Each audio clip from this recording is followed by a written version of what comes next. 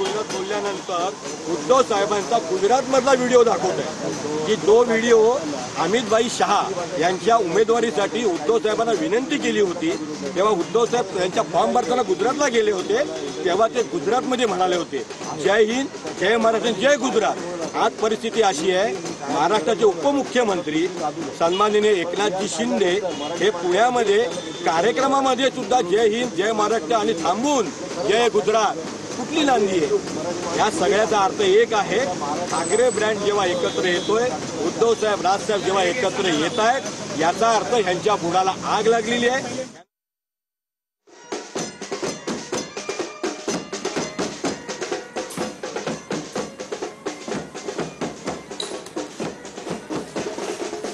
तर हे दृश्य आपण पाहतो आहोत। वरळी डोम सभागृह सज्ज झालेलं आहे, व्यासपीठ देखील सज्ज झालेलं आहे।